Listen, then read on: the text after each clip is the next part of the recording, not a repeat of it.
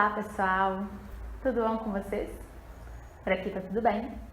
Para quem ainda não me conhece, sou Ana Martins e esse aqui é o canal Ana Sem o Véu. Então, se você curte esses assuntos de expansão da consciência, autoconhecimento, já se inscreve no canal, ativa as notificações para você não perder nada, tá bom? Bom, quais são as barreiras que você está reconhecendo na sua vida como reais? Quais foram as barreiras que você, de alguma maneira, criou, levantou, construiu dentro de você, que se reflete do lado de fora, mas que na realidade são apenas uma das possibilidades, das imensas possibilidades que tem para você? Bom, isso é uma coisa muito interessante, né? Quando eu comecei a gravar os vídeos aqui no canal, eu já fazia alguns videozinhos curtinhos lá no meu Instagram, né? Eu tenho um quadro que tá lá até hoje, inclusive chama-se Pílulas do Equilíbrio, e as pílulas foi como eu comecei a gravar. E eu sentava e gravava, e eu não gostava da minha sobrancelha, não gostava do jeito que eu falava, meu olho parecia que revirava de um jeito que eu, sei lá, me dava uma certas... E aí eu gravava um monte de vídeos, me perdia no meio do meu raciocínio.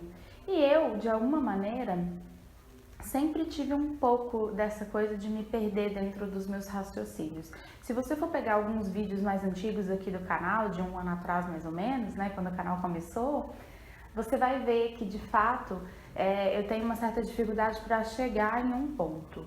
E isso começou a se apresentar desde a época da escola na minha vida.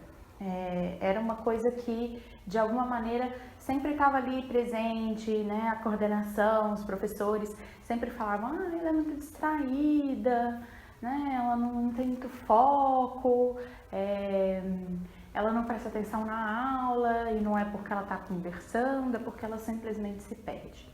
Enfim, várias vezes isso foi trazido, né? No meu período escolar. E, de alguma maneira, eu comprei esse ponto de vista, né, das outras pessoas sobre mim e comecei a acreditar nisso como uma verdade para mim. E na época eu até fiz muitos testes com psicólogos, fonoaudiólogos, né, pedagogos, enfim, e de fato não chegaram a nenhum diagnóstico. Alguns anos depois, né, muitos anos depois, na realidade, eu comecei a sentir algumas coisas e resolvi ir num neurologista. E resolvi comentar com o neurologista sobre essa dificuldade de foco, essa dificuldade de concentração. E o neurologista falou assim pra mim: senta aqui, a gente vai fazer um teste. E ele aplicou em mim o teste de TDA, né, transtorno de déficit de atenção. E ele falou: menina, você tem TDA, você tem transtorno de déficit de atenção. E aí eu falei: uau! Porque eu sempre tinha sempre se manifestava essa coisa, né, do perder, do foco e tal. Enfim, e aí eu falei: uau! Então, tá, né? Agora tá claro para mim, né, de fato. E aí ele me explicou exatamente, né, o que era o déficit de atenção, né, que na realidade as minhas sinapses cerebrais, elas se interrompiam antes do ideal delas terminarem, na verdade, elas se interrompiam antes de terminar. E isso foi para mim um impacto. No primeiro momento eu falei: uau, por mais que eu já desconfiasse um pouco. E aí eu me lembro que quando eu me formei em acupuntura, eu comentei com o meu coordenador, né? Eu falei, né, o meu orientador, na verdade. Eu falei pra ele, eu tenho déficit de atenção e tal. Ele olhou pra mim e falou: o quê? Você tem déficit de atenção? Nunca reparei, nunca percebi. Para mim, você sempre foi uma aluna extremamente aplicada, uma das alunas que sempre prestou muita atenção na aula. E aí eu falei, nossa, que interessante isso. E aí a partir dali eu comecei a falar, e se eu simplesmente me desapegasse disso, me desapegasse dessa história do TDA, dessa história de desatenção. E aí eu acabei caindo para um outro ponto, que foi, depois desse momento, eu comecei a negar isso em mim, a falar, não, eu não sou desatenta, eu não sou uma pessoa desatenta. Imagina, não tenho desatenção, eu sei que eu vou focar e eu vou conseguir, eu vou conseguir e eu vou conseguir. Então vocês veem, eu desenho, né, várias fases, né? Primeiro, totalmente na inconsciência, depois para um diagnóstico e um impacto, depois para talvez isso não seja tão relevante quanto eu pensei, e depois para uma negação. E quando eu entrei para esse lugar da negação, foi de fato uma fase muito parecida com a inconsciência, porque de alguma maneira as coisas começaram a acontecer, as demonstrações de falta de atenção começaram a acontecer e eu ficava muito frustrada, porque eu falava, nossa, lá vai eu de novo, né? Lá vai eu de novo cair no mesmo lugar. E na realidade, quando eu comecei a perceber que talvez o ideal para mim seria falar, tá bom, ok, eu sou desatenta, eu tenho uma certa desatenção, pode acontecer.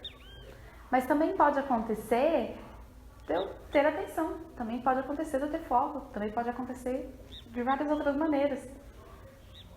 E aí a minha perspectiva se abriu, porque eu falei, se eu tivesse disponível para qualquer coisa, para falar que, ok, eu fui desatenta, e falar para, ok, uau, que legal, tô conseguindo me focar, tô conseguindo ter memória, que bacana. E aí, contando uma história bem curtinha para vocês, esses dias minha geladeira estragou, o motor, né, queimou, e nesse mesmo dia que ela queimou, que o motor queimou, ele ficou indo e voltando, sabe? Mas nesse dia de manhã, eu abri o congelador para poder colocar, para poder preencher as formas de gelo. E coloquei no congelador e isso foi de manhã. Quando foi à tarde, eu percebi que o congelador estava descongelado. E aí eu falei com meu marido, falei, amor, o congelador tá descongelado e tal. Aí ele veio e falou, nossa, o que será? O que aconteceu e tal? Aí eu, então, eu abri de manhã para poder colocar água nas forminhas de gelo. Pode ser que eu tenha deixado aberto.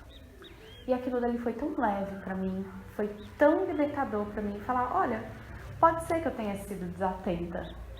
Pode ser que tenha acontecido. E aí a gente falou, bom, então vamos fechar, né? Isso foi mais ou menos no final da tarde, vamos ver como é que a geladeira se comporta. No final das contas, ela desgelou totalmente, o motor realmente tinha queimado e eu não senti nada na hora que a gente detectou que de fato não era uma falta de atenção minha, mas sim que a geladeira tinha queimado. Eu simplesmente fiquei tranquila. Eu falei, nossa, que bom. Foi algo tão libertador pra mim, sabe? Falei, olha, pode ser que tenha acontecido, pode ser que eu tenha me distraído e deixado a geladeira aberta. Foi tão libertador isso. Então, eu hoje olho para isso e eu não resisto mais à falta de atenção, eu não resisto mais às distrações, porque eu sei que eventualmente pode acontecer, eu sei que eventualmente isso pode diminuir ou pode não diminuir, mas o fato é que eu tô aqui me abraçando, eu tô aqui dizendo, ok, tô disponível, né, para a forma com que a minha mente tá funcionando. E se ela tá funcionando assim, tá tudo bem. Então, eu, de alguma maneira, tenho treinado bastante isso, de não resistir mais às mudanças, não resistir mais ao que eu detecto em mim, né? E passo a ser uma conclusão, passo a concluir alguma coisa sobre mim. Não, eu simplesmente falo, olha, ok, existe esse traço aqui que pode ser um traço de distração. Pode ser que seja, pode ser que não. Pode ser que eu tenha TDA, pode ser que eu não tenha. Agora, para que eu vou me apegar a um diagnóstico? Para que eu vou me apegar a uma característica minha? E isso também serve, claro, para as características que são, entre aspas, positivas.